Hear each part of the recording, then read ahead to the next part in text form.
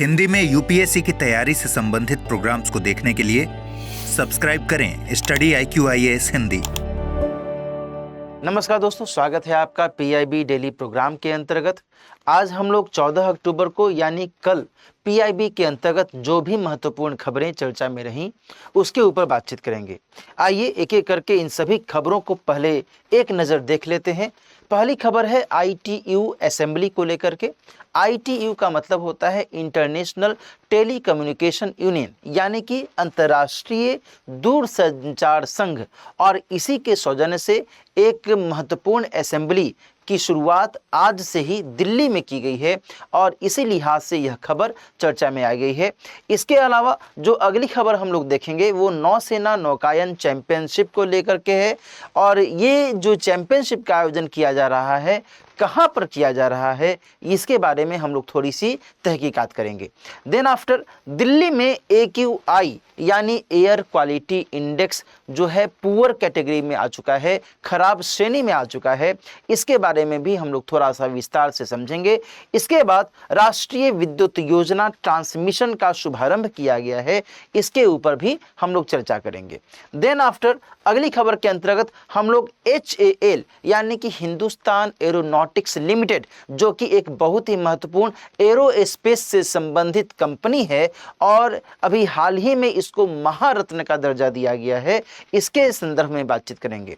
Then after 5वें राष्ट्रीय जल पुरस्कार की घोषणा कर दी गई है। अभी लगभग 22-23 अक्टूबर के आसपास में इन पुरस्कार को वितरित किया जाएगा। राष्ट्रपति द्रौपदी मुर्मू इन पुरस्कारों का वितरण करेंगी, उसी के संदर्भ में हम लोग थोड़ा सा एक बार देख लेंगे।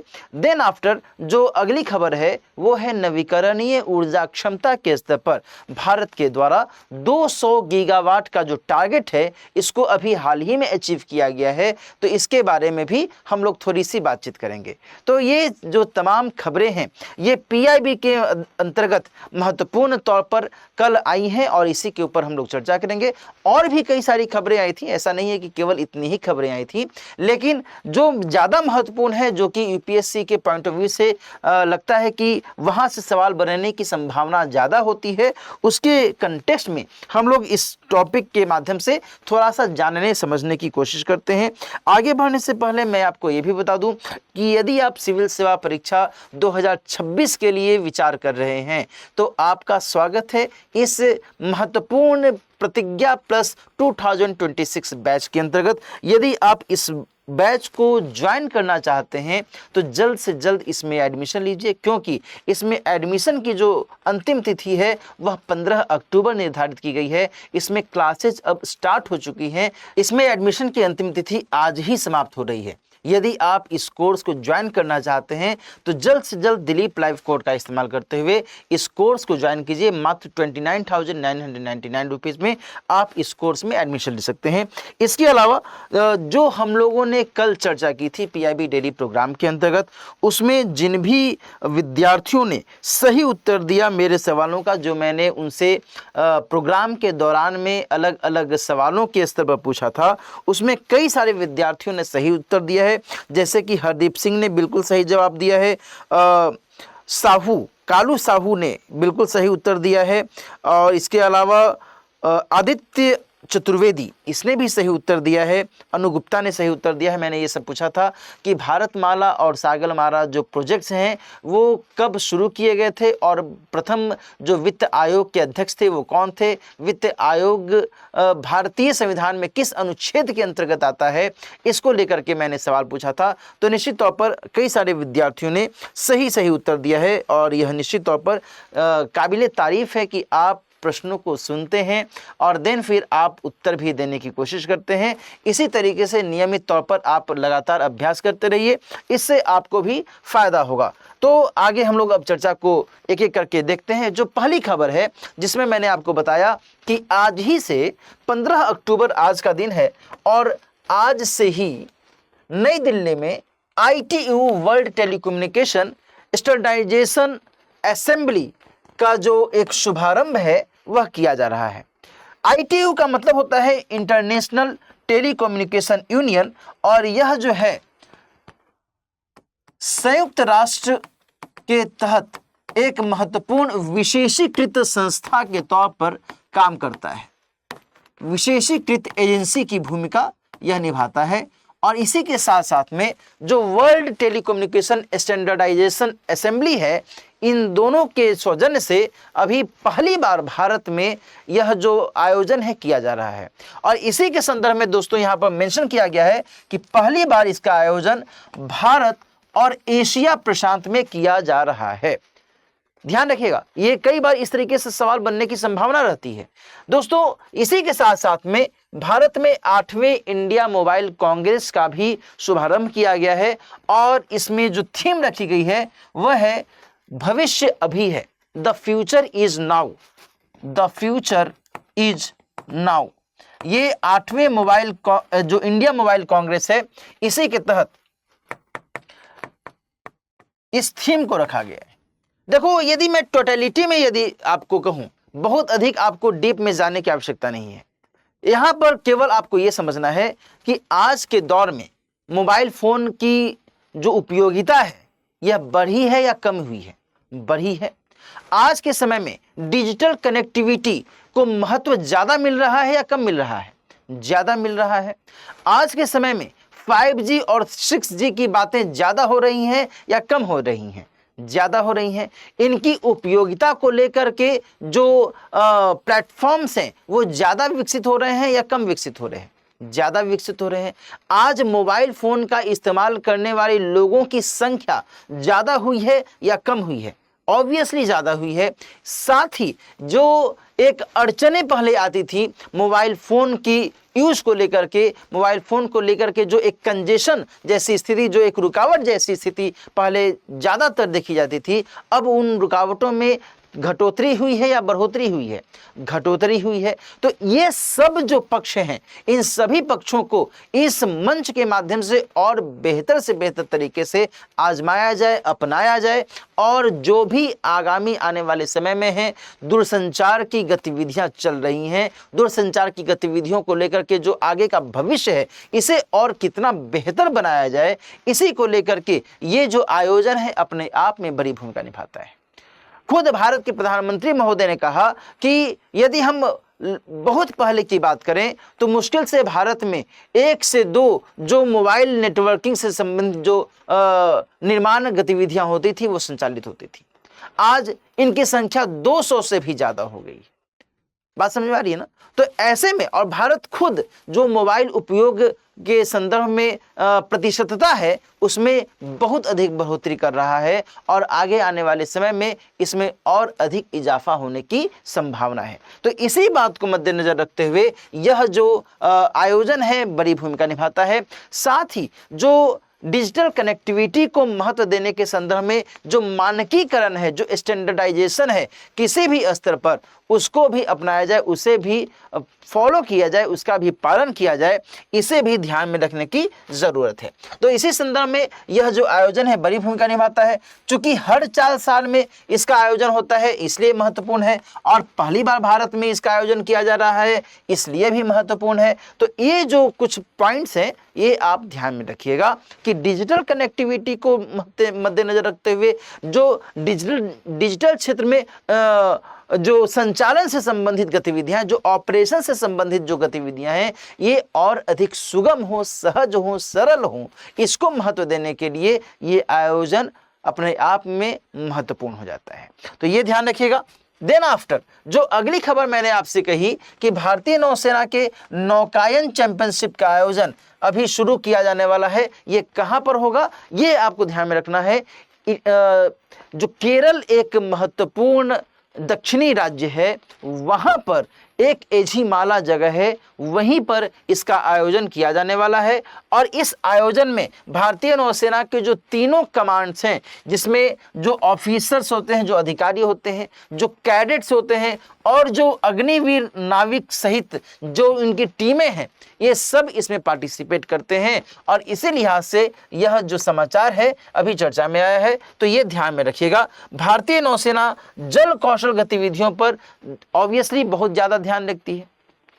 नौसेना के अंतर्गत जो भी सैनिक हैं वो किस तरीके से नौसैन्य गतिविधियों में निपुणता हासिल करें, किस तरीके से उनको लगातार चुनौतियों का सामना करने के लिए अपने आप को अप टू डेट रखने की ज़रूरत है, ये कैसे बेहतर होगा? ये तभी बेहतर होगा ना कि लगातार हम ट्रेनिंग में एक दूसरे के साथ में कोऑर्डिनेशन के साथ पेश आएं और साथ ही अलग अलग स्तरों पर जो चैंपियनशिप आदि का आयोजन किया जाता है उसके माध्यम से भी हम अपना प्रदर्शन और बेहतर से बेहतर करने की कोशिश करें। तो इसी मद्देनज़र ये जो गतिविधियां हैं यहाँ पर महत्वपूर्ण हो जाती हैं। चैंपियनशिप एक वार्षिक अंतर कमान कार्यक्रम के तौर पर आयोजित किया जाता है, कि यानी कि इंटर कमांड प्रोग्राम के तौर पर आपस में ही अंदरूनी स्तर पर है। ऐसा नहीं है कि भारतीय नौसेना और भारतीय वायुसेना या भारतीय नौसेना और भारतीय थल सेना, ऐसा नहीं है, बल्कि नौसेना के अंतर्गत ही जो अधिकारी हैं, जो कैडेट्स हैं या फिर जो बाकी अग्निवीर सहित जो भी सैनिक हैं, ये सभी मिलकर के आपस में ही अंदरूनी स्तर पर ही इसमें हिस्सा लेते हैं। इसके अंतर्गत जो यह आयोजन है 16 अक्टूबर से 19 अक्टूबर तक होगा और इसका आयोजन भारतीय नौसेना अकादमी एचिमाला, जो मैंने भी आपको बताया, केरल में आयोजित किया जाएगा। तो ये लोकेशन आपको ध्यान में रखने की जरूरत है। अगली खबर बहुत ही महत्वपूर्ण है। यह पर्यावरण, वन एवं जलवायु परिवर्तन मंत्रालय के द्वारा एक महत्वपूर्ण सूचना मिली है। उसमें यह कहा गया है कि वर्तमान में दिल्ली में जिस तरीके से वायु प्रदूषण की स्थिति दशहरा के बाद से बढ़ी है, उसी के संदर्भ में कहा जा रहा है कि जो वायु गुणवत्ता है वह पुअर कैटेगरी में आ चुकी है, यानी कि खराब श्रेणी में आ चुकी है। उसी के मद्देनजर जो GRAP यानी कि grab graded response action plan है, उसी के स्टेज 1 के तहत महत्वपूर्ण सुझाव दिए गए हैं, महत्वपूर्ण कुछ कदम उठाए गए हैं। और इसी के मद्देनजर यह जो खबर है चर्चा में आई है। 27 सूत्रीय कार्य योजना को यहाँ पर स्वीकृति मिली है। किसके माध्यम से? तो GRAP के स्टेज 1 के तहत, चरण 1 के तहत। दोस्तों यहाँ पर मैं आपको बताऊंगा कि जो GRAP है, ग्रेडेड रिस्पॉन्स एक्शन प्लान है, इसमें वायु गुणवत्ता की स्थिति को आंका जाता है कि वायु गुणवत्ता की स्थिति कितनी खराब हुई है, कितनी बेहतर हुई है। और इसी के संदर्भ में ग्रेडेड स्तर पर स्तरीकरण के आधार पर एक मापदंड तय किया जाता है और देन फिर इसके बारे में हमें जानकारी मिलती है। तो एट प्रेजेंट 27 सूत्रीय कार्य योजना को स्वीकार किया गया है। यहाँ दोस्तों ध्यान रखिएगा कि पूरे NCR में, यानी कि नेशनल कैपिटल रीजन में जो भी रीजन आते हैं इसके अंतर्गत, उन सभी को स्टेज 1 GRAP के अंतर्गत शामिल किया गया है। दिल्ली में वर्तमान में जो AQI है वह 207 आंका गया। दोस्तों ध्यान रखिएगा कि जो ग्रैप के अंतर्गत जो एक मापदंड तय किया जाता है उसमें यह देखा जाता है कि भाई जिस तरीके से शीत ऋतु की शुरुआत होती है, वैसे में जो एक प्रदूषण रोधी उपाय होने चाहिए उसमें हमें किन बातों का ख्याल रखने की आवश्यकता है, जैसे कि निर्माण स्थलों पर धूल नियंत्रण की कोशिश की जाए। इसके अलावा आपदा प्रबंधन के स्तर पर ध्यान दिया जाए, सड़कों के निर्माण के स्तर पर, सड़कों की सफाई के स्तर पर ध्यान दिया जाए, साथ ही प्रदूषणकारी वाहनों पर नियंत्रण किया जाए, उद्योगों, विद्युत संयंत्र, ईंट भट्टों पर प्रदूषण नियंत्रण उपाय सुनिश्चित किए जाएं, साथ ही खुले में कचरा जलाने पर प्रतिबंध लगाया जाए, भोजनालयों में जो कोयला का इस्तेमाल किया जाता है, लकड़ी का इस्तेमाल जलावन के लिए किया जाता है, उस पर रोक लगाई जाए, साथ ही डीजल जनरेटर के उपयोग को सीमित किया जाए। इन सभी उपायों को लाने की कोशिश की जाती है इस समय में, क्योंकि इस समय जो शीत ऋतु है, जो ठंडी हवा है, अब धीरे धीरे बहना शुरू होती है और देन फिर जो वायुमंडल में धूल कण है, जो प्रदूषणकारी गैसें हैं, इनकी सघनता फिर बढ़ने लगती है। ऐसे में जो एक स्मॉग जैसी स्थिति पैदा होती है वो हमारे शरीर के लिए वो एक घातक साबित हो सकती है। तो इसी के मद्देनज़र ये जो कुछ महत्वपूर्ण स्टेप्स हैं, इसको उठाने के लिए जो ग्रैप का स्टेज 1 है, ये बहुत बड़ी भूमिका निभाता है ना। इसके अलावा यहाँ पर मैं आपको ये भी बता दूं कि ग्रैप को वायु गुणवत्ता के आधार पर 4 चरणों में विभाजित किया जाता है। ये 4 चरण है। स्टेज 1, जैसा कि अभी मैंने आपको बताया, स्टेज 1 में खराब श्रेणी वर्तमान में देखी गई है, जिसमें AQI 201 से 300 के अंतर्गत रखा जाता है और वर्तमान में दिल्ली में क्या रहा है, 207 रहा है। इसके अलावा वेरी पुअर यानी कि उससे भी खराब स्थिति में यदि हम बात करें तो AQI 301 से लेकर के 400 के बीच का आंका जाता है। देन आफ्टर जो स्टेज 3 है वो गंभीर श्रेणी में आ जाता है और इस दौरान में AQI 401 से लेकर के 450 तक चला जाता है। और इसके बाद जो चौथी स्थिति है, चौथा चरण है, वह सीवियर प्लस श्रेणी के अंतर्गत आता है और इसमें जो AQI है वह 450 से भी ज़्यादा चला जाता है। Getting it? तो इस तरीके से इसी के आधार पर जो ग्राफ है इसको अलग अलग चरणों में विभाजित किया जाता है और उसी के हिसाब से जो स्टेप्स हैं वो उठाए जाते हैं। ठीक है जी, तो यहाँ पर हम लोग इसके बारे में समझ चुके। आगे हम लोग बात कर रहे हैं, जो अगली खबर है कि वित्त मंत्रालय के माध्यम से यह न्यूज आ रही है जिसमें केंद्रीय विद्युत और आवासन और शहरी कार्य कैबिनेट मंत्री के द्वारा राष्ट्रीय विद्युत योजना ट्रांसमिशन का शुभारंभ किया गया है। ट्रांसमिशन का मतलब क्या होता है? पारेषण इसको हम लोग हिंदी में कह जाते हैं। जब विद्युत का उत्पादन होता है तो विद्युत को एक जगह से दूसरी जगह भेजा जाता है। इस भेजने की प्रक्रिया को ही हम सीधे सीधे कहें कि भैया यही ट्रांसमिशन है या पारेषण है। ट्रांसमिट करना है ना, एक जगह से दूसरी जगह भेजना। जैसे कि मान लो नेपाल में यदि विद्युत ऊर्जा का उत्पादन हुआ जिसमें भारत सरकार के द्वारा भी सहयोग किया गया, भूटान में विद्युत ऊर्जा का उत्पादन हुआ, भारत सरकार के द्वारा सहयोग किया गया, है ना, और तब फिर वह जो विद्युत ऊर्जा है वो भारत को क्या किया जा रहा है, ट्रांसमिट किया जा रहा है ना, उसको भेजा जा रहा है ताकि यहाँ पर जो विद्युत आवश्यकताएं हैं उसको फुलफिल किया जा सके। तो इसी के संदर्भ में यह खबर अपने आप में महत्वपूर्ण हो जाती है। दोस्तों यहाँ ध्यान रखिएगा कि साल 2030 तक 500 गीगावाट जो अक्षय ऊर्जा है यह स्थापित करने का लक्ष्य रखा गया है। Point to be noted. इसके अलावा साल 2032 तक 600 गीगावाट से अधिक अक्षय ऊर्जा क्षमता का ट्रांसमिशन करने का लक्ष्य रखा गया है। साथ ही भंडारण प्रणालियों की आवश्यकता को भी महत्व दिया जा रहा है। देखो मैं अभी आपको बताऊंगा कि 200 गीगावाट का जो लक्ष्य है उसको अभी हाल ही में अचीव किया गया है और यहाँ पर 500 गीगावाट का जो लक्ष्य है वो अक्षय ऊर्जा के क्षेत्र में 2030 तक है। अक्षय ऊर्जा के बारे में तो आपको पता है ना, बताइएगा मुझे कमेंट सेक्शन में कि अक्षय ऊर्जा में या रिन्यूएबल एनर्जी में या फिर नवीकरणीय ऊर्जा के स्रोत में कौन कौन से स्रोत माने जा सकते हैं। मुझे कमेंट सेक्शन में बताइएगा। मैं चाहूँगा कि अब मैं ये देखूं कि आपको अक्षय ऊर्जा के बारे में पता है या नहीं। मैं केवल संकेत के तौर पर आपको बता दे रहा हूँ कि अक्षय ऊर्जा का मतलब ऐसी ऊर्जा जो कि क्षय न हो, जो कि समाप्त न हो, उसे हम अक्षय ऊर्जा, रिन्यूएबल एनर्जी या फिर नवीकरणीय ऊर्जा के स्रोत के तौर पर जानते हैं। तो आप मुझे कमेंट सेक्शन में बताइएगा। इन बिटवीन भंडारण प्रणालियों की आवश्यकता को भी महत्व दिया गया है। जाहिर सी बात है अक्षय ऊर्जा का उत्पादन होगा बहुत बड़े पैमाने पर, तो इनको हम भंडारित करें, भंडारित करके हम जहाँ जहाँ भी ज़रूरत है वहाँ पर इसको भेजें।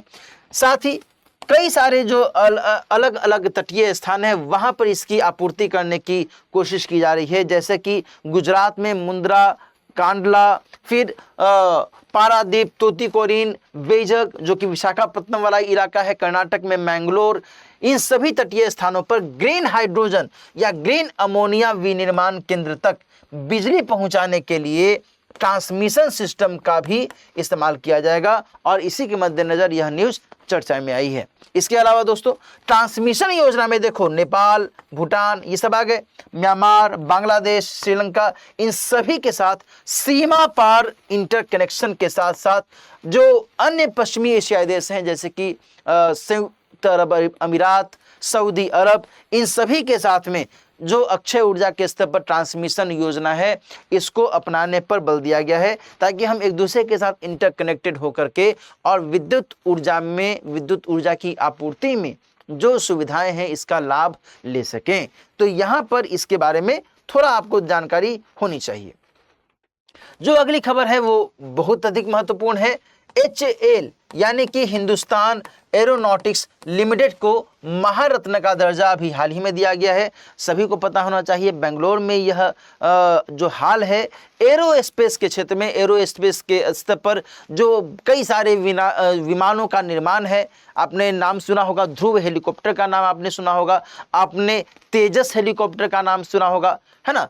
तो इन सभी के निर्माण में इसकी बहुत बड़ी भूमिका रही है और इसको हाल ही में महारत्न का दर्जा दिया गया है। ये है इसका लोगो, हिंदुस्तान एरोनॉटिक्स लिमिटेड के तौर पर इसको जानते हैं।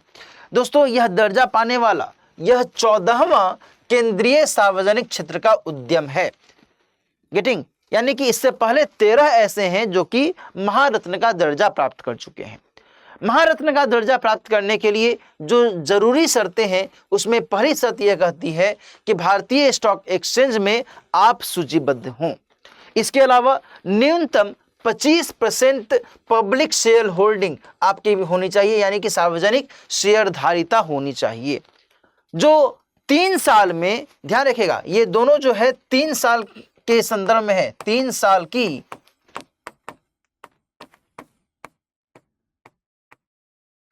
अवधि में, 3 साल की अवधि में वार्षिक औसत टर्नओवर 25,000 करोड़ रुपए से ज्यादा होना चाहिए। वैसे ही वार्षिक औसत नेटवर्थ 15,000 करोड़ रुपए से ज्यादा होनी चाहिए। ये सब कुछ कंडीशंस हैं। इसके अलावा वैश्विक तौर पर आपकी उपस्थिति, आपकी पहचान बनी रहे, है ना, ताकि कोई किसी भी स्तर पर दिक्कत महसूस न हो आपको महारत्न का दर्जा देने में। और देन आफ्टर मैंने जो आपको बताया कि 13 पहले से ही महारत्न का दर्जा प्राप्त कंपनियां हैं, वो कौन कौन सी हैं, तो वो हैं भेल, GAIL, BPCL, Coal India Limited, HPCL, India Oil, NTPC, ONGC, Power Grid, SAIL, है ना, PFC और अब HAL हाल को भी शामिल किया गया है। REC रिन्यूएबल एनर्जी कॉरपोरेशन जो है वो भी पहले से था। फिर steel authority of India limited, power grid के बारे में आपने खूब सुना होगा, है ना। तो इन सभी को पहले से ही महारत्न का दर्जा मिला हुआ था। ये जो सबसे न्यू है वो है हाल। NTPC आपको पता होना चाहिए, नेशनल थर्मल पावर कॉरपोरेशन, राष्ट्रीय ताप विद्युत निगम, बहुत ही महत्वपूर्ण है ना। फिर ONGC oil and natural gas corporation, है ना। तो ये सब, फिर भारत हेवी इलेक्ट्रिकल लिमिटेड, है ना, ये सब BPCL, Bharat petroleum corporation limited. कई बार आप पेट्रोल वगैरह भरवाने जाते होंगे तो वहाँ पर आप देखते होंगे BPCL इस तरीके से लिखा हुआ है, या BP आप देखते होंगे ना, भारत पेट्रोलियम, तो वो इसी से जुड़ा हुआ है। तो ये सारा कुछ आपको ध्यान में रखने की आवश्यकता है। ये पहले से 13 थे, अब ये 14वां हो गया। कभी यदि एग्जामिनेशन में पूछ दे कि भाई इनमें से कौन महारत्न है या नहीं है, तो फिर आपको दिक्कत नहीं होगी। जो कंडीशंस चाहिए महारत्न का दर्जा प्राप्त करने के लिए वो मैंने बता दिया। अच्छा, एक चीज यहां पर मैं आपको बता दूं कि इसमें एक कंडीशन और भी है कि कंपनी को नवरत्न का दर्जा पहले से हासिल हो। नवरत्न का दर्जा पहले से यदि हासिल है तब तो कोई दिक्कत नहीं। और आपको यदि नवरत्न का दर्जा मिला ही नहीं है कभी और आप चाहते हैं कि हम महारत्न बन जाए, तो यह संभव नहीं है। पहले मिनी रत्न, तब नवरत्न और तब महारत्न, इस तरीके से कैटेगराइजेशन किया गया है। और इस कैटेगराइजेशन के पीछे की जो वजह है वो ये है कि इसका और अधिक व्यापक प्रसार हो, इसके प्रति जो विश्वसनीयता है और मजबूत हो, और इसके माध्यम से जो सुविधाएं हैं वो बेहतर तरीके से और दी जा सकें। तो इसी के मद्देनज़र इसे अपनाया जाता है। आगे हम लोग बात करते हैं 5वें राष्ट्रीय जल पुरस्कारों की घोषणा कर दी गई है बच्चों, और यहाँ पर जो महत्वपूर्ण गतिविधियां उसके बारे में जानकारी प्राप्त करेंगे। सर्वश्रेष्ठ राज्य की श्रेणी में जो प्रथम पुरस्कार है उसे यदि देखें तो ओडिशा को प्रथम पुरस्कार दिया गया है। दूसरे स्थान पर उत्तर प्रदेश और तीसरे स्थान पर गुजरात और पुडुचेरी को संयुक्त रूप से रखा गया है। तो प्रथम स्थान पर ओडिशा है, फर्स्ट पोजीशन, दूसरे पोजीशन पर उत्तर प्रदेश है और तीसरे पोजीशन पर गुजरात और पुडुचेरी संयुक्त रूप से स्थापित हुए हैं, ये ध्यान रखिएगा। लोगों में पानी के प्रति जागरूकता बढ़ाना, पानी का बचाव कैसे किया जाए, पानी का अपव्यय नहीं किया जाए, साथ ही पानी के संदर्भ में जो तकनीकें हैं, जो आधुनिक तकनीकें हैं, इसका विकास करते हुए पानी के इष्टतम उपयोग को महत्व देना, है ना। कम लागत से, कम खर्च से हम पानी का मैक्सिमम यूटिलाइजेशन कर सकें, इसकी बर्बादी ना करें, इसी को मद्देनजर रखते हुए जो जल मंत्रालय है, इसके माध्यम से साल 2018 से इन पुरस्कारों की शुरुआत की गई थी। तो इसी के मद्देनजर ये जो खबर है महत्वपूर्ण हो जाती है। अगली खबर जो मैंने आपको शुरू में भी हिंट किया कि नवीकरणीय ऊर्जा क्षमता में भारत ने 200 गीगावाट का जो लक्ष्य है वो प्राप्त कर लिया है। नवीकरणीय ऊर्जा अब कुल क्षमता का 46.3% हो चुका है। 46.3% हो चुका है। ये सब जो डाटा है ना, बहुत इंपॉर्टेंट होते हैं, सीधे सीधे सेंटेंस में दे देता है। अब आपको यदि डाटा, ये सब तो इंपॉर्टेंट डाटा है, ये सब डाटा यदि आपको याद नहीं रहेगा तब तो फिर मामला फंस जाएगा। तो ये सब जो इंपॉर्टेंट डेटा हैं इनको जरूर याद में रखिएगा। यहाँ पर मैंने वो एक मैप के माध्यम से यहाँ पर बता दिया है, पीआईबी के द्वारा ही दरअसल ये मैप इंडिकेट भी किया गया है, जिसमें ये बताया जा रहा है कि भारत में नवीकरणीय ऊर्जा क्षमता की यदि हम बात करें तो अलग अलग स्तरों पर, जैसे कि सौर ऊर्जा के क्षेत्र में, मैं यहाँ पर लिख देता हूँ यदि आपको स्पष्ट तौर पर दिखाई न दे रहा हो तो सौर ऊर्जा के क्षेत्र में 90.76 गीगावाट की क्षमता विकसित की गई है। 45.1% का जो ये टारगेट है ये पूरा किया गया है। जैव शक्ति के स्तर पर 11.32 गीगावाट जो क्षमता है वो विकसित की गई है। 5.6% तक का जो यह उपलब्धि हासिल की गई है। इसके अलावा सूक्ष्म जल विद्युत, माइक्रो हाइड्रो इलेक्ट्रिसिटी के स्तर पर यदि हम बात करें तो फिर 5.07 गीगावाट की क्षमता विकसित की गई है। 2.5% इनकी जो क्षमता है वो हम लोग देख सकते हैं परसेंटेज के हिसाब से। पवन ऊर्जा के स्तर पर, पवन ऊर्जा के स्तर पर 47.36 गीगावाट की जो क्षमता है वो विकसित की गई है।